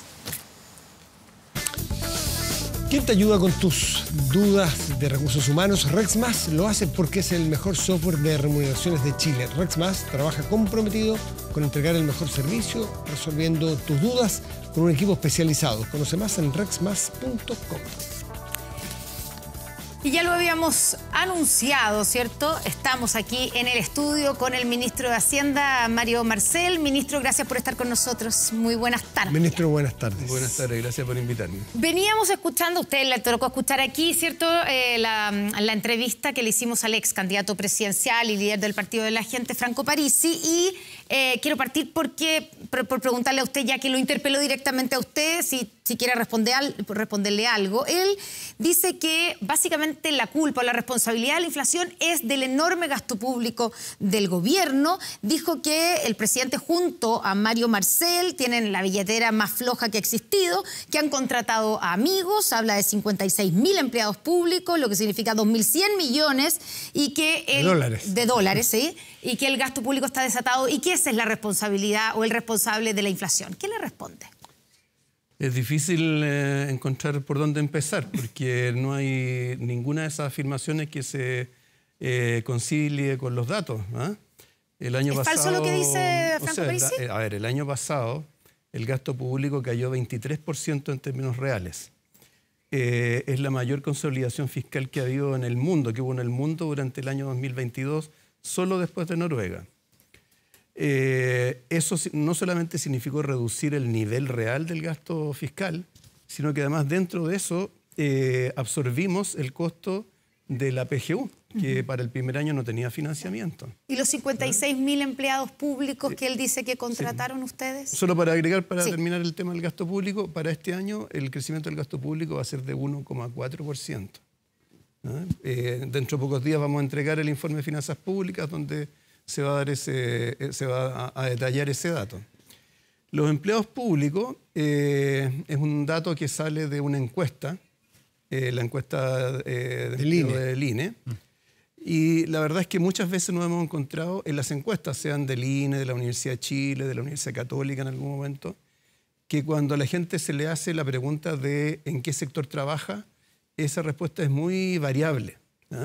Si uno sigue los datos de esa encuesta, lo que va a encontrar es que ha habido trimestres, porque son trimestres móviles, ¿cierto?, en que ha crecido 80.000 y al trimestre siguiente cae 50.000 y al siguiente sube 40.000. No es muy confiable para sacar esa conclusión entonces la encuesta del INE. Lo que pasa es que cuando a una persona se le pregunta si está ocupado o no, la respuesta es más o menos clara. ¿Y los datos ¿cierto? que usted tiene? Porque una cosa es la encuesta y otra son los datos. ¿Cuánto ha crecido el empleo público en el trimestre? Sí, nosotros tenemos los datos que son los datos administrativos, son el universo, no es una encuesta que dependa de la subjetividad de la persona que responde. Porque cuando a alguien se le pregunta si trabaja en el sector público o sector privado, hay muchos espacios grises entre medio. A lo mejor, por ejemplo, algún funcionario de acá mismo del canal, si se le preguntara, a lo mejor diría que trabaja para el sector privado, otro diría que trabaja para el sector público, y dependiendo de a quién encuestan, va cambiando, ¿cierto?, los resultados de un mes a otro. Las cifras que nosotros tenemos, que son las que vienen de ese universo, es que el empleo público ha permanecido prácticamente constante, de hecho tuvo una pequeña caída durante el año pasado. De hecho, este es el primer gobierno en que ha caído el empleo durante su primer año de gobierno. Y eso tiene fundamentalmente que ver con lo que ocurrió durante la pandemia, que se contrató muchas personas, ¿cierto?, para reforzar las vacunaciones, las campañas del sector de la salud. Y a medida que la pandemia fue pasando, ¿cierto?, algunas de esas personas salieron del sector público. Entonces, ¿qué quiere que le diga? O sea, hay personas que pueden construir una realidad alternativa propia y desde ahí construir sus argumentos, pero yo creo que la ciudadanía creo que tiene un cierto sentido común, y por lo demás hay muchos que están observando la realidad chilena. Las agencias clasificadoras de riesgo están todo el tiempo viendo lo que pasa con las finanzas públicas.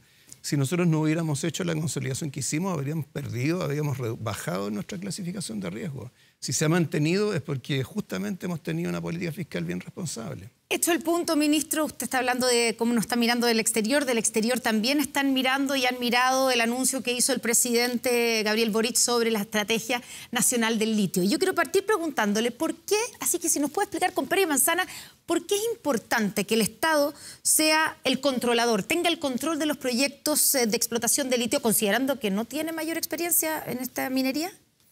Bueno, tenemos que partir un paso más atrás, ¿cierto? Porque el litio, a diferencia del cobre, por ejemplo, en la ley está reservado para el Estado. Sí. Es un bien de uso público. O sea, no solamente eso, sino que la ley establece que es inconcesible, o sea, que no se pueden entregar concesiones como las que se entregan en la minería del cobre. Solo admite la posibilidad de que participen privados, ya sea a través de contratos, como los que tiene ahora ciertas dos empresas con Corfo, o mediante su propia producción. No se puede concesionar. No se puede concesionar, No se puede concesionar. la explotación o la propiedad, porque la propiedad nadie ha considerado ni la ha discutido. Claro, o sea, lo que hoy día hay son contratos de arrendamiento. Sí. ¿Ah? No son concesiones, son contratos de arrendamiento de la Corfo a estas dos empresas con cuotas de producción. Entonces, ¿qué es lo que ha anunciado el presidente como política nacional del litio?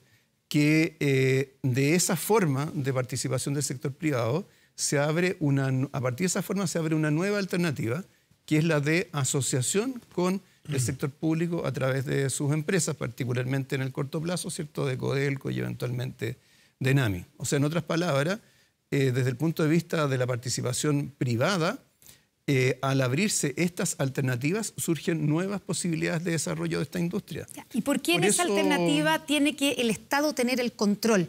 Porque uno podría preguntarse por qué no puede asociarse, ¿cierto?, como asociaciones público-privadas, el Estado con los privados, pero no necesariamente tener el control, porque le estás diciendo a la empresa privada que venga a unirse, ¿cierto?, que se suba a este carro, que venga a esta invitación, pero con la limitación de que el Estado va a mantener el 51%, al menos. Claro, en el discurso del presidente yo creo que hay dos precisiones que son importantes de recordar. Una, que el tema del control lo define para los contratos en el Salar de Atacama. ¿No en los otros salares? Y además ese es control que se puede ejercer de distintas maneras. Y luego señala que para nuevos proyectos en los cuales se produzca esta asociación público-privada, habrá participación mayoritaria del Estado en aquellos que tengan significación estratégica.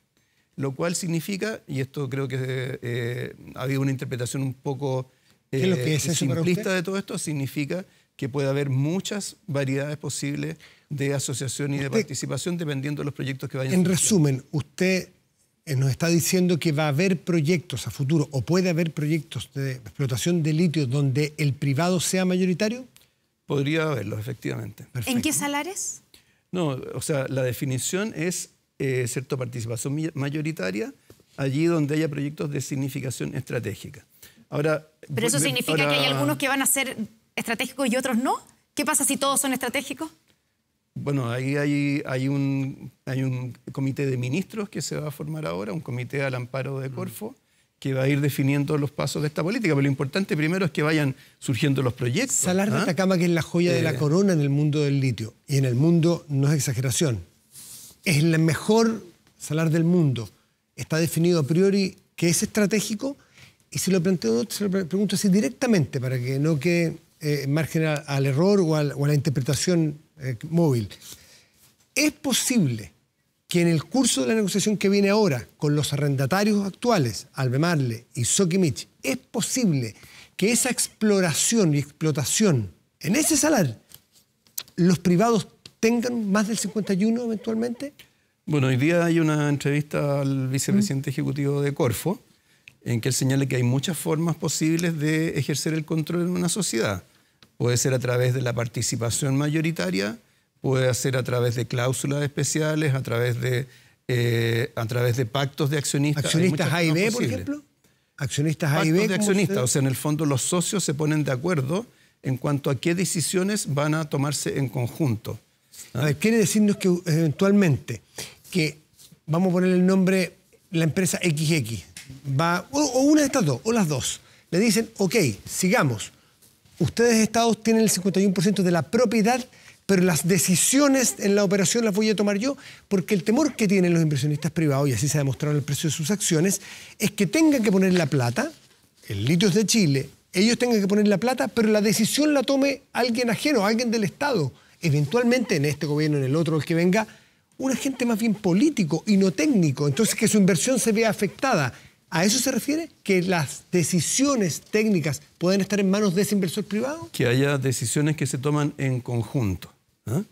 Hemos tenido muchos ejemplos de esto. Lo hemos tenido en sociedades que ha constituido el mismo Codelco, lo hemos tenido en empresas públicas que se privatizaron, por ejemplo, Aguas Aguas Andinas durante mucho tiempo tuvo una participación minoritaria del Estado, pero el Estado tenía, ¿cierto?, la obligación de concurrir a ciertas decisiones de la empresa. ¿Ah? Ahora, ¿pero por qué es esto? Porque era la pregunta que hacía usted, yo creo que es importante tenerlo claro. ¿Por qué? Primero, porque desde el punto de vista de la distribución de las rentas, de la creación de las rentas, la asociación, la sociedad, la participación en una sociedad es mucho más efectiva que dejarlo todo en un contrato como los que hoy día existen. Por ejemplo... ¿Efectiva para la recaudación estatal? Claro, por ejemplo, miremos ahora el caso, ¿cierto?, actual, sí.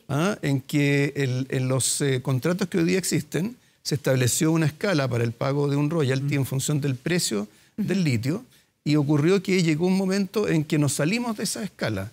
O sea, pasamos a un precio del litio que era 4, 5, 6 veces el máximo que estaba en esa escala. El año pasado. Claro. O sea, se quedó corto el royalty. Claro, ¿por qué? Porque los contratos, no existen los contratos completos que puedan definir hasta su último detalle cada cosa que pueda pasar en el futuro. O sea, las negociaciones que se hicieron, que encabezó Eduardo Vitrán, que creo que fueron extraordinarias en su momento, por supuesto que no podían prever todo lo que podía ocurrir posteriormente.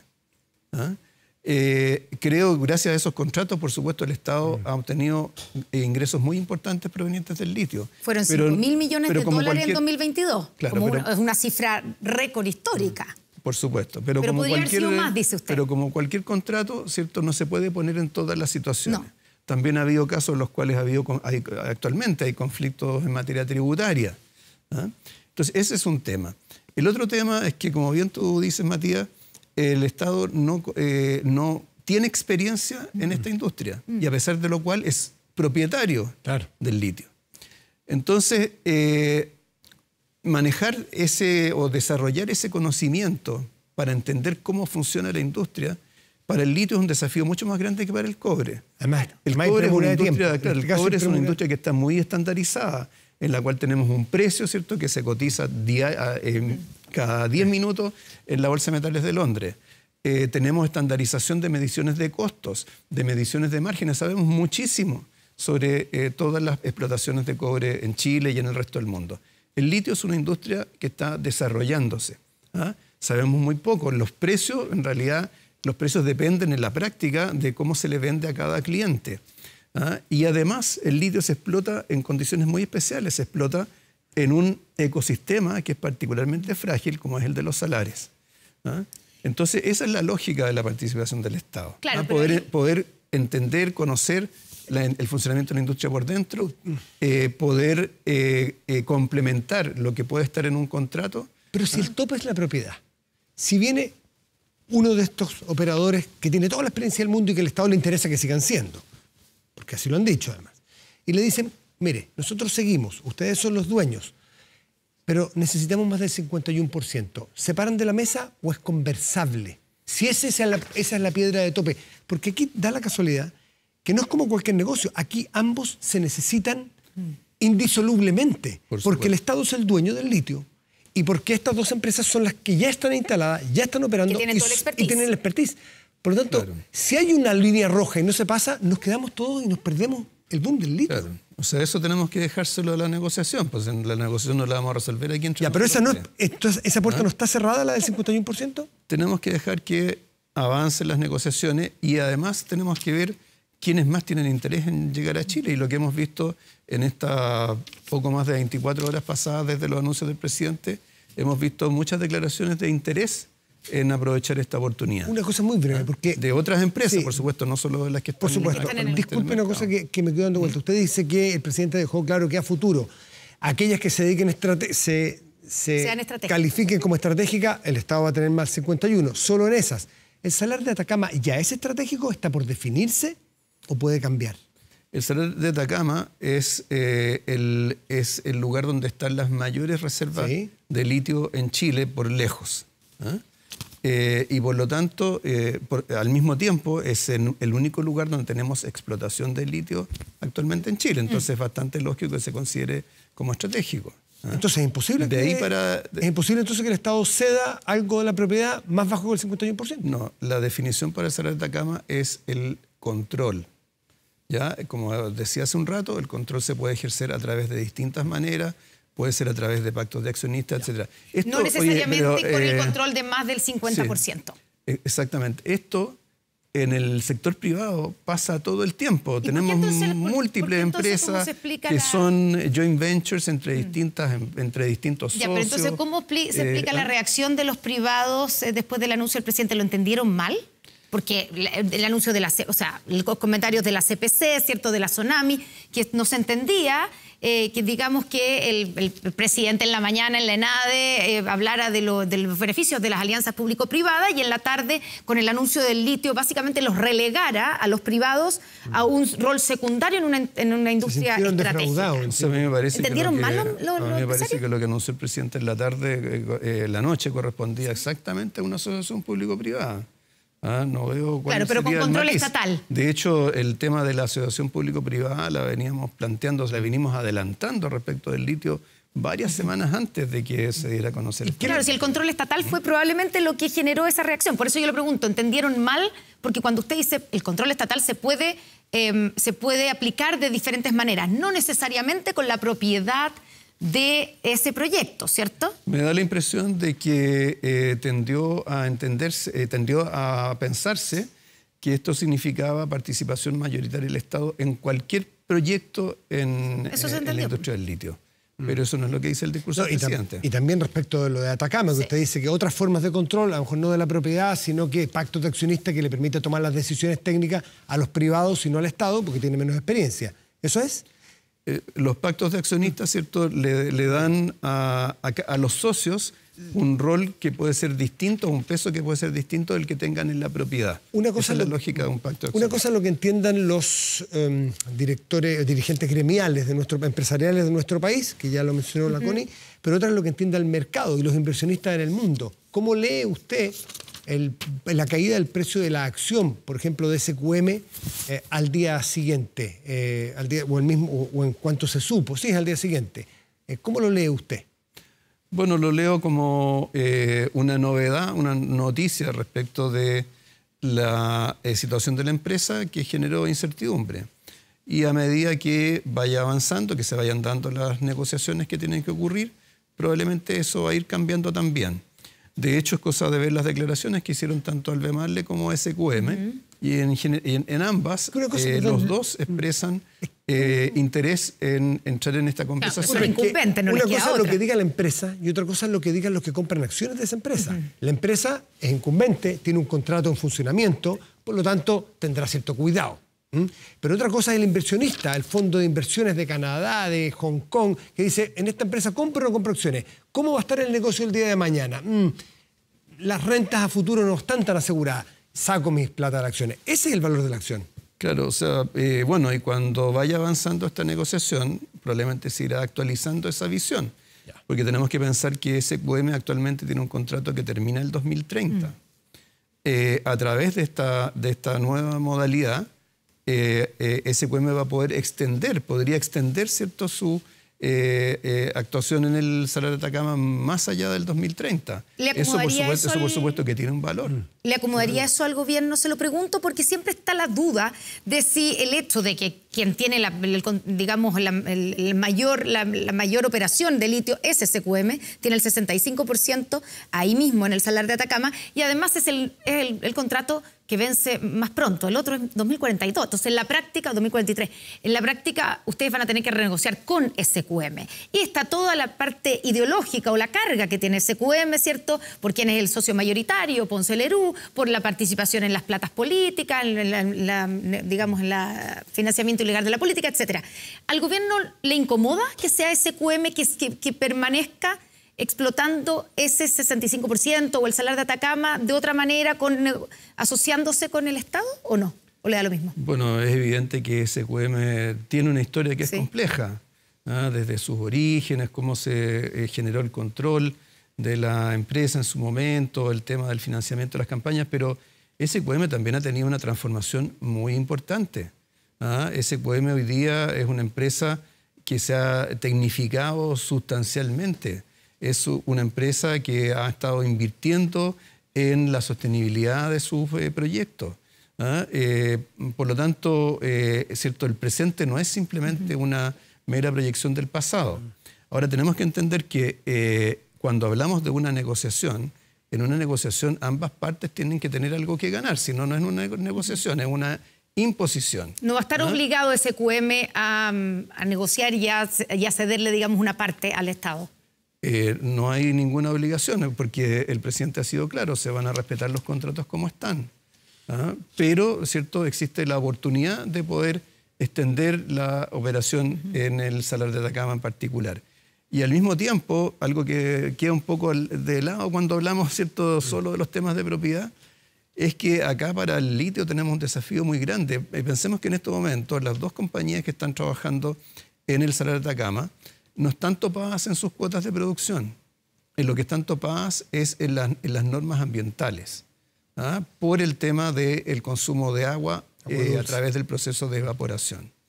Entonces, parte de lo que hay que lograr como parte de esta estrategia del litio es ir generando el cambio tecnológico que permita hacer más compatible, ¿cierto?, la producción de litio. Pero eso para público-privado.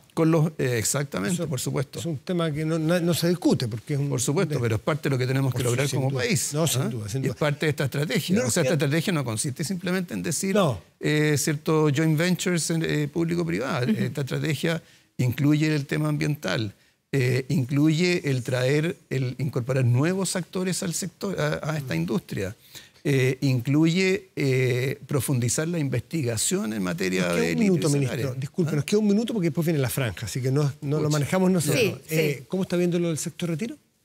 Porque ya está en tierra derecha la discusión, se está discutiendo. El sexto retiro, bueno, yo creo que el país ya conoce bien, ¿cierto?, las consecuencias que tuvieron los retiros anteriores. El costo todavía lo estamos pagando en términos de mayor inflación.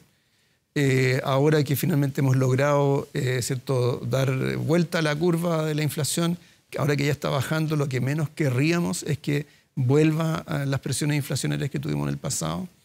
Por supuesto que cualquier retiro le agregaría varios puntos porcentuales de inflación a la economía. El costo sabemos que lo pagan los asalariados, las personas que viven de su sueldo.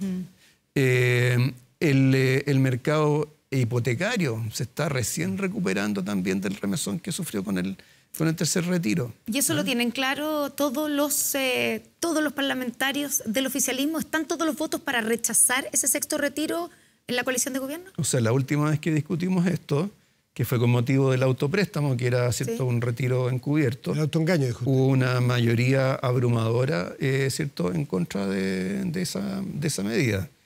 Y por las razones que estamos conversando. Así que creemos que esa convicción existe. Ahora, lo que a uno le sorprende un poco es que, ¿cierto?, los partidos de oposición den libertad de acción. Lo que hizo la UDI, dice usted. Pidió disculpas aquí pidió disculpas recién el jefe de bancada de la UDI, que se me entendió. Guillermo Ramírez dice que se entendió mal. Que él se equivocó en decirlo como lo dijo. Ok, bueno, entonces es fantástico, porque lo que uno espera de los partidos políticos, los parlamentarios es que voten de acuerdo a convicciones claras sobre lo que es bueno o malo para el país. Él dice, la convicción es tal que ha votado siempre en contra, por lo tanto... Así es. Ministro Mario Marcel, tenemos que irnos porque la franja es una obligación para todos. Muchísimas gracias por estar esta mañana con nosotros. Ok, muchas gracias. Muy bien. Gracias, ministro. Y recordemos que pueden ustedes repetir, recurrir, ¿cierto?, volver a revisar esta entrevista. También nuestros panelistas en otros programas, ¿cierto?, de Estado Nacional, en el podcast de Estado Nacional, y lo encuentran en Spotify. Ahí, con el código QR. Bien en el código QR. Que tengan muy buen domingo. Y muy buena semana. Chao, gracias.